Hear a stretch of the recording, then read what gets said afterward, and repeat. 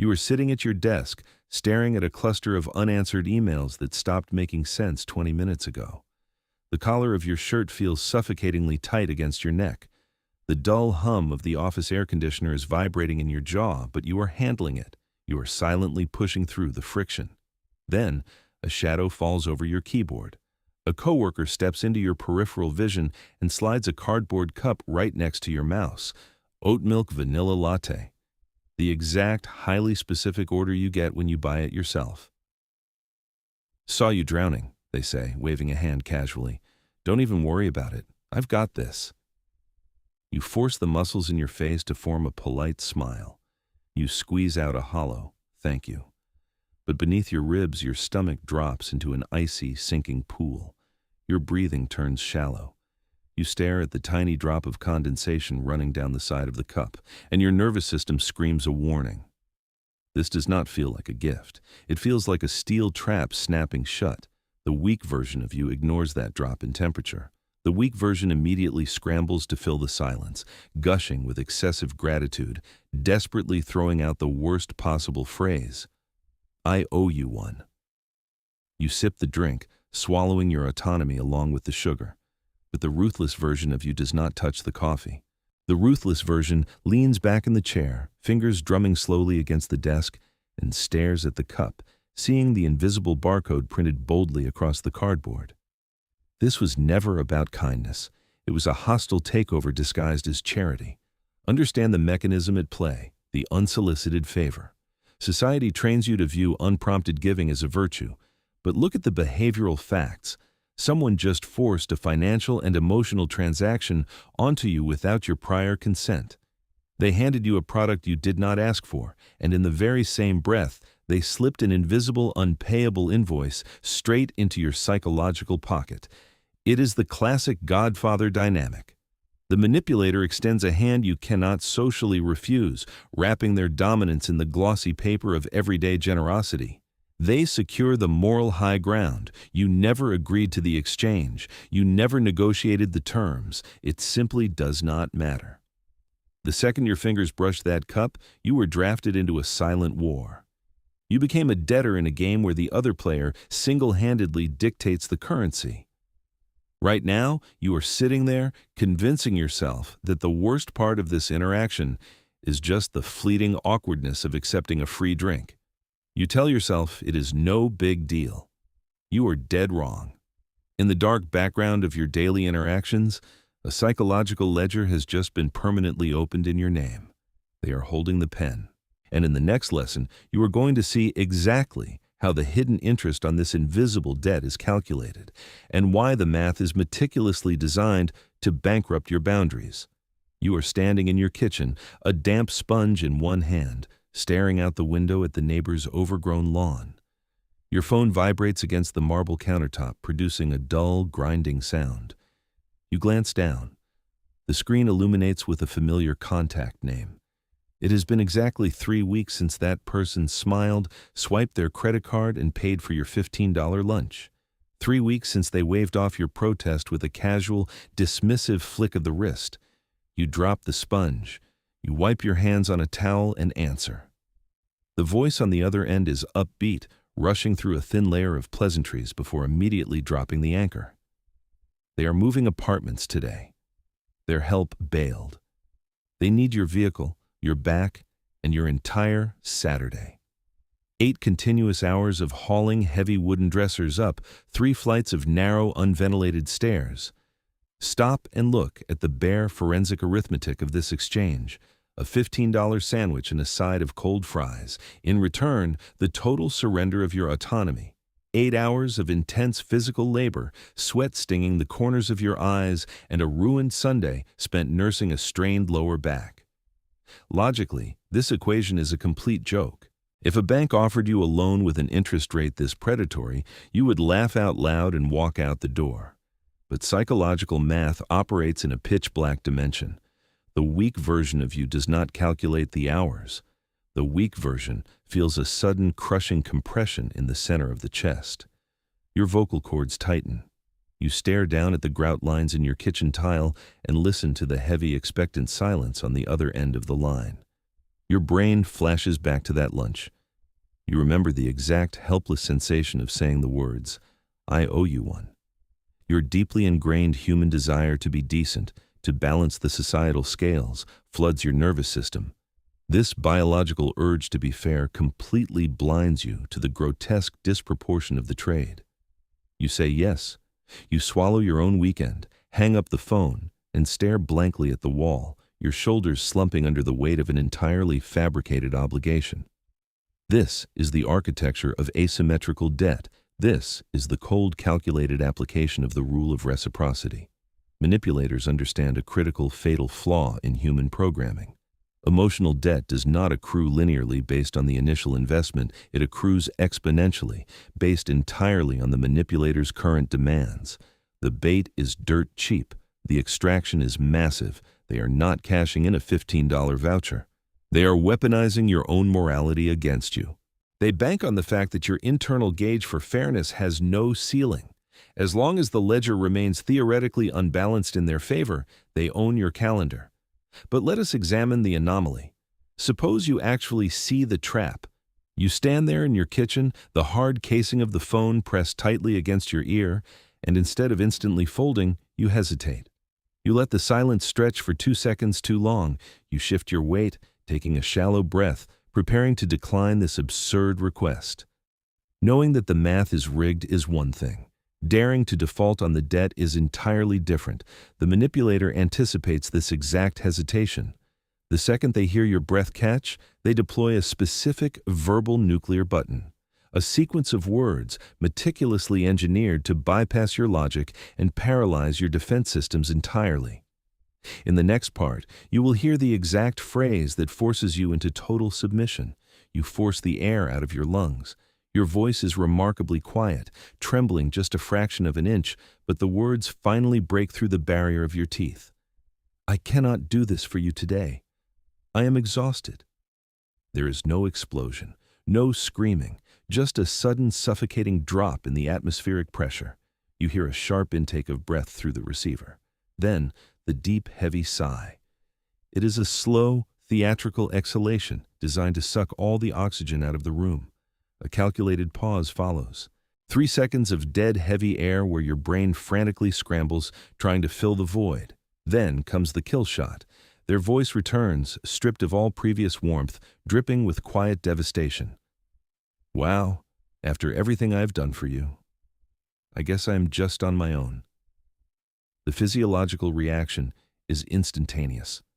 A flush of prickling heat crawls up the back of your neck, spreading quickly into the roots of your hair. Your stomach drops, leaving behind a cold, nauseating cavity in your center. You stare at a faded water ring on the wooden kitchen island, your thumb aggressively picking at the edge of your thumbnail. The weak version of you goes into total systemic panic. A desperate, clawing urge surges through your nervous system. You want to backpedal. You want to apologize profusely. You want to abandon your own physical limits and offer them anything just to relieve this agonizing tension. The words are already forming on your tongue. "Wait, I did not mean it like that. Let me just see if I can rearrange my afternoon." This is not a spontaneous emotional reaction. You have just been injected with manufactured guilt. This is the emotional extraction phase.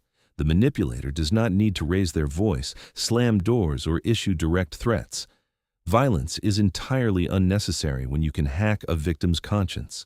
They simply construct a psychological theater where they are positioned as the bleeding martyr, and you are cast as the cold, ungrateful villain.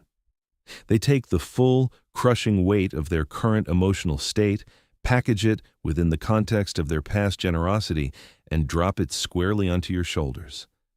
Understand this behavioral absolute: whoever controls your guilt controls your reality. By framing your basic human boundary as an act of profound betrayal, they completely bypass your rational mind.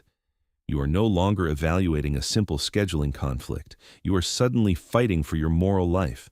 You are scrambling to prove you are not a terrible, selfish person. The spotlight of the conversation shifts entirely away from their absurd, disproportionate demand and locks directly onto your perceived character flaws. They become the judge, and you are placed on trial in your own home. Staring at your distorted reflection in the dark glass of the microwave, you make a fatal miscalculation.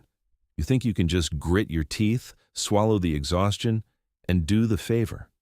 You tell yourself that sacrificing this one day will finally clear the ledger. You believe that compliance will buy your peace, but you cannot buy your way out of a manipulator's trap. The ledger is an illusion, because the moment you realize the game is rigged, the moment you finally try to permanently cut the cord and walk away, they will not let you go quietly. The private guilt trip was only the warning shot. The true punishment is yet to come. The line goes dead. You actually did it. You kept your mouth shut, swallowed the nausea, and refused to fold. You placed the device face down on the granite countertop, sliding it just out of reach.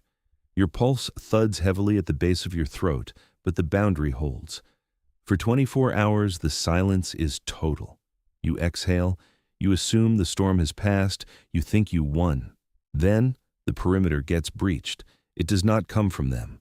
It comes from the network. You are standing in a brightly lit pharmacy aisle, staring blankly at a row of multivitamins when your screen illuminates. A text from a mutual friend. The message is painfully casual, yet soaked in poison. You read the words. Just talk to them. They sounded completely crushed.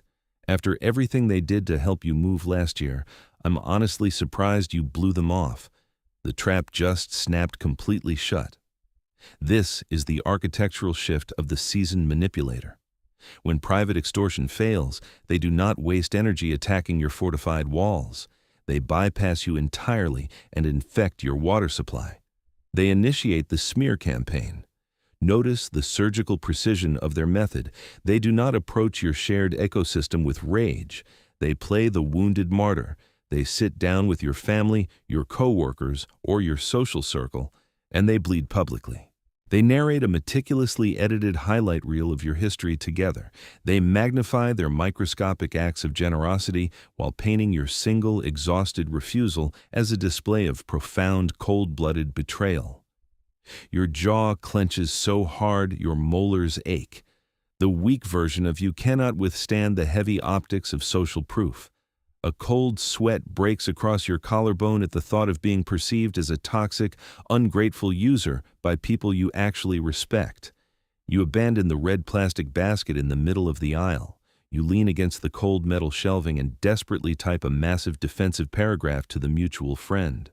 You list your reasons. You justify your exhaustion. You beg to be understood. Every keystroke confirms your defeat. The moment you start defending your basic human limits to a third party, you legitimize the manipulator's narrative. You unknowingly admit that your personal autonomy requires community approval.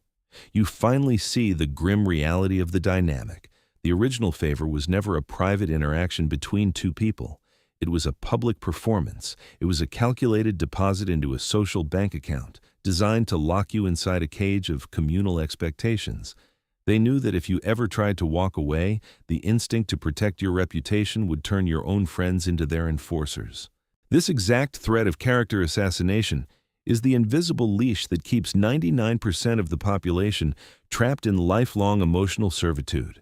They surrender their territory. They exhaust their own resources. They comply with every parasitic demand because they would fundamentally rather be enslaved than disliked. But the remaining 1% operate on a completely different frequency. The ruthless version of you does not scramble to clear your name.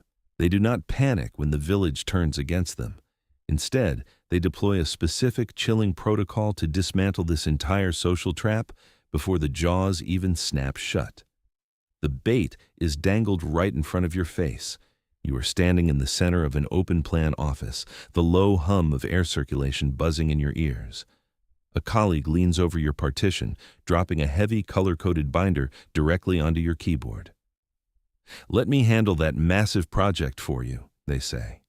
They flash a perfectly asymmetrical, practiced smile. Alternatively, it is a relative sliding a wrapped, disproportionately expensive gift across the dining table. In the past, the weak version of you would have folded immediately. Your posture would collapse. You would force a wide grin, pushing out a stream of breathless gratitude while a sharp, twisting tension gripped the muscles in your lower back. You knew exactly what was happening. You knew you were being purchased, but you swallowed the hook anyway to avoid the friction. Not today. Step into the ruthless version of your own psychology. You do not politely decline. You do not awkwardly accept. You leave the object exactly where it landed. You look up, locking onto their pupils, and you hold the eye contact for 2 seconds longer than what is considered polite. You let the dead air stretch. You watch them shift their weight from one foot to the other. Then you deploy the preemptive strike. You establish an explicit verbal contract. I appreciate the gesture, you say, your voice entirely stripped of inflection.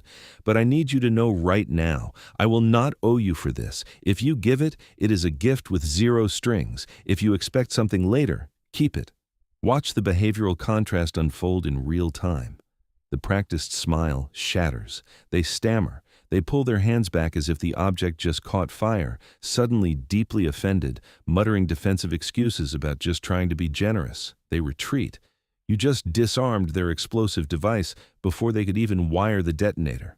This is the mechanism of exposure. Covert contracts rely entirely on shadows and plausible deniability.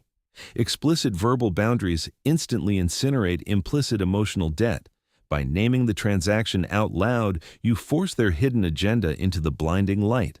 Manipulators hoard unspoken assumptions the way misers hoard physical gold.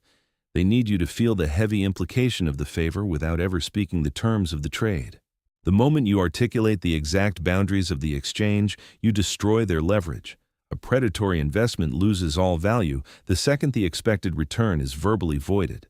You now possess the exact words to reject the poison. But speaking those syllables is only 10% of the battle. To truly master this territory, you must undergo a final, profoundly uncomfortable internal shift. Because refusing a favor is a mere tactic. Getting completely comfortable with people looking at you and seeing a cold-blooded monster? That is an evolution. You are sitting alone at a small corner table, tracing the warm ceramic rim of a coffee cup with your thumb. The phone resting next to your napkin suddenly lights up, vibrating violently against the wood. You look down. It is a massive, unbroken wall of text from the exact person whose invisible ledger you just set on fire. The tone is frantic. It drips with passive aggression. They accuse you of changing, claiming you have become impossibly selfish and unrecognizably cold. They are furiously pulling every lever they have left, slamming their hands against the control panel of your guilt, desperate to find the override switch. 6 months ago, this message would have acted like a fast-spreading neurotoxin. Your stomach would have dropped instantly. Your thumbs would have flown across the glass screen, drafting a 400-word defense, deleting half of it, and frantically rewriting it to prove you still care. Your entire week would have collapsed under the suffocating weight of their disapproval. But today is different.